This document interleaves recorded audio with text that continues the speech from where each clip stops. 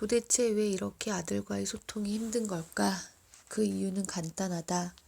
엄마는 한 번도 남자로 살아보지 않았기 때문이다. 성이 다른 엄마가 여자의 시선으로 남자인 아들을 바라보고 이해하려 하다 보니 아들의 행동이 이해되지 않는 것이다. 아들과 엄마의 관계에서 중간은 없다. 딸은 이런 식으로 엄마 곁을 떠나지 않는다. 성장해서 누군가와 사랑에 빠진다고 해도 엄마와 딸은 친밀함을 유지할 수 있다. 그러나 아들은 누군가를 사랑하게 되면 엄마와 아들의 유대감은 급격하게 변한다. 아들을 위해 무언가를 해야 한다는 강박은 버리는 것이 좋다.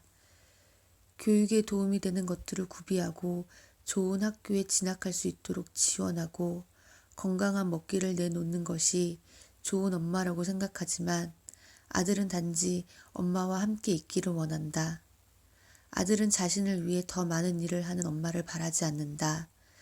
그냥 더 많은 시간을 함께 보내고 싶어 하며 그 때문에 자신이 즐겁다는 것을 엄마에게 보여주고 싶을 뿐이다. 사춘기 아들을 둔 엄마는 아들 말에 참견하지 않고 많이 들으려고 했다. 그러나 성장통이겠거니 회피하는 것보다 먼저 다가가는 것이 엄마가 보여줄 수 있는 더 나은 사랑의 표현이다. 아들은 엄마의 회피를 자신에 대한 거부라고 생각할 수 있다. 아들에게는 아빠의 인정, 관심, 존중이 필요하다. 아빠와 유대감을 쌓아야 건강한 가치관과 자존감을 가진 성인으로 성숙할 수 있다. 그렇지 않을 경우 아주 험난한 과정을 거칠 수 있으며 개중에는 심각한 문제를 일으키기도 한다. 엄마가 아들을 위해 나서야 하는 이유가 여기에 있다. 아빠들도 한때 동일한 욕구를 지닌 아들이었지만 이 사실을 망각한다. 엄마는 12살 무렵이 되면 하룻밤 사이에 남이나 다름없어진다. 엄마로는 더는 충분하지 않다. 아빠의 비중이 벼랑간 커진다. 시각적인 존재인 아들은 아빠의 행동과 태도를 지켜보아야 남자라는 것이 무엇인지를 내면화할 수 있다. 엄마가 그 일을 대신할 수는 없다. 아빠의 관심을 물씬 받은 아들은 쉽게 알아볼 수 있다. 자신감이 물씬 풍겨나오고 자기 능력에 대한 신뢰로 가득하다. 시련을 당연하게 받아들이며 좀처럼 물러나지 않는다. 반면 아빠의 관심을 받지 못한 아들은 자신의 가치를 확신하지 못한다. 분명한 성취를 달성했음에도 자기 능력을 신뢰하지 못한다. 아빠가 아들을 축복하는 것은 그렇게 어려운 일이 아니다. 아빠는 아들의 문제를 직접적으로 거론하는 대신 주말에 함께하는 시간을 늘리면 된다. 자동차 엔진 오일을 갈러 갈 때도 아들을 데리고 가면 된다. 그러면서 그는 이런 건 남자가 봐둬야 해 라고 말하면 된다. 가끔 일찍 퇴근해 학교를 마친 아들을 데리고 오기도 했다. 그는 단지 아빠의 모습을 조금 더 드러냄으로써 아들에게 다가갔다. 아빠는 아들과 대화 시간을 조금씩 늘려가면서 아들의 마음을 열고 대화를 이끌어 나가면 된다. 인생은 좋을 때가 있으면 나쁠 때가 있고 나쁠 때가 있으면 좋을 때가 있는 거야. 아빠는 너한테 첫 번째 시련이 왔다고 생각해. 중요한 것은 어떻게 극복하느냐야. 그 친구들은 좋은 녀석들이 아니야. 너에게 말해주고 싶은 것은 미래에도 숱하게 이런 녀석들을 만날 수 있다는 거야. 내가 어렸을 때 나를 싫어하던 친구가 있었어. 그 녀석은 지금도 날 싫어해. 그 때문에 내 인생이 달라진 것은 없어. 내가 말하고 싶은 건 안 좋은 일이 일어났을 때 그걸 이겨낼 수 있어야 한다는 거야. 난 네가 충분히 할 수 있다고 생각해. 넌 강하니까. 어떤 어려움이 닥치더라도 내 아들이라면 할 수 있다고 믿는다.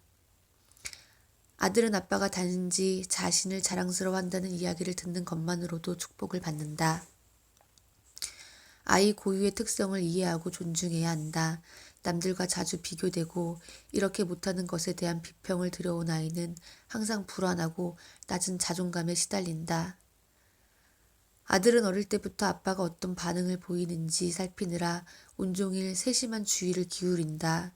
시험에서 95점을 받았는데 아빠가 어깨를 한번 으쓱하는 걸로 그친다면 아들에게는 100점에서 5점이 모자라는 일이 아니다. 그냥 실패이다. 축구의 경기에서 골을 기록한 아이에게 한 골 더 넣을 수 있었잖아 라는 아빠의 말도 마찬가지다. 아빠의 말은 아들에게 강한 영향을 미친다. 스스로를 신뢰할 수 있느냐 없느냐를 결정짓는다. 모두 아빠 반응에 달렸다. 아들의 모든 행동을 좋아하는 아빠는 없다. 지지를 보내지 않을 때라도 핵심은 하나다. 지금 선택에 동의하지 않지만 여전히 아들로 인정하고 있음을 알려주는 것이다. 비난보다는 칭찬이 사태를 개선할 수 있다. 비난하고 싶을 때 차라리 듣기 좋은 말을 하는 편이 낫다. 불만이 있다고 남편에게 쏟아부어야 달라지지 않는다. 장담하지만 칭찬을 하는 것이 오히려 더 나은 아빠를 만드는 지름길이다. 남자아이들은 인정을 받아야 한다. 부모로부터 인정받고 있음은 엄마의 반응에 달렸다. 아들의 성취를 자랑스러워하면 아들은 자신이 인정받고 있음을 쉽게 안다. 이보다 더 중요한 것이 실패를 했을 때의 반응이다. 나쁜 성적을 받았을 때, 간절히 원했던 무언가를 놓쳤을 때 부모의 인정이 있어야 한다. 부모 눈에 나고자로 비치는 것만큼 아들이 두려워하는 것은 없다. 그런 순간이 오면 맛있는 요리를 만들어주자. 타인을 용서할 수 있는 사람만이 진정한 마음의 자유를 얻는다. 남자는 자기 마음속 상처를 쉽게 열어 보이지 않을 뿐더러 용서를 통해 마음의 자유와 평화를 얻기보다 분노를 쌓는다. 엄마들이 용서를 적극적으로 가르쳐야 하는 이유이다. 희망이 필요한 이유도 가르쳐야 한다. 희망을 갖지 않고 삶의 의미를 찾아갈 수 없다. 남자들은 실패했을 때 절망감에서 헤어나오지 못한다. 엄마들은 아들에게 뒤를 돌아보는 것보다 앞을 보고 나아가는 것이 참된 삶을 살아가는 열쇠임을 가르쳐야 한다. 희망을 갖는다는 것은 외적인 성공에 달려 있지 않다. 희망은 내적인 결정이다. 희망은 우리에게 삶은 나아지는 것이라고 말하며 외적 성취와 상관없이 좋은 일이 있을 것이라고 이야기한다. 희망은 외형적인 성공과 무관하게 마음속 깊은 곳에서 느껴지는 충족감이다. 삶이 암울할 때 희망이 더욱 빛을 발하는 이유가 여기에 있다. 엄마의 아들로 자라기 위해 가족의 한 부분이 되기 위해 사랑받고 인정받기 위해 태어났다고 말하자. 가족이 되기 위해서는 네가 반드시 필요하다고 말해주자. 어딘가에 소속되어 있고 꼭 필요한 존재라는 말만큼 정서 발달에 도움이 되는 말도 없다.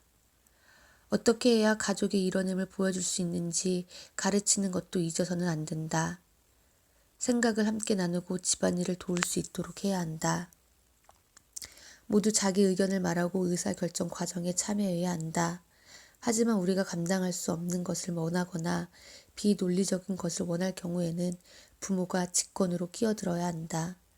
아이들은 모두 각자 맡은 일에 책임을 져야 한다. 자신의 옷을 스스로 빨아입는 법을 일찍부터 배웠고 아이들이 집안일에 꾀를 부릴 때는 가족회의를 열었다. 해결할 수 없는 문제에 부딪히게 되면 나는 아이들에게 상황을 설명해줬다. 그러면 아이들이 해결책을 내놓기는 했다. 우리는 그것을 우리의 작은 민주주의라고 불렀다. 애정은 얼마든지 다른 방식으로 표현할 수 있다. 여자들은 유대감을 언어로 다지지만 남자들은 행동을 함께 하면서 다진다. 이를 기억한다면 아이와 게임을 함께 할 수도 있고 자전거를 타거나 등산을 하는 방식으로 유대감을 다질 수 있다. 무언가를 함께 하는 것은 애정을 표현하는 또 다른 방식이다. 의외의 진실이 있다. 남자가 여자보다 감성적이다. 하지만 남자는 정서적 고통을 다루는 방법을 잘 모른다. 감정이 격할수록 더 어려워한다. 감정 사전을 갖는 것은 감정을 단순히 표현하는 것이 아니다. 자신의 감정을 바라보고 알아차리고 표현할 줄 알아야 한다.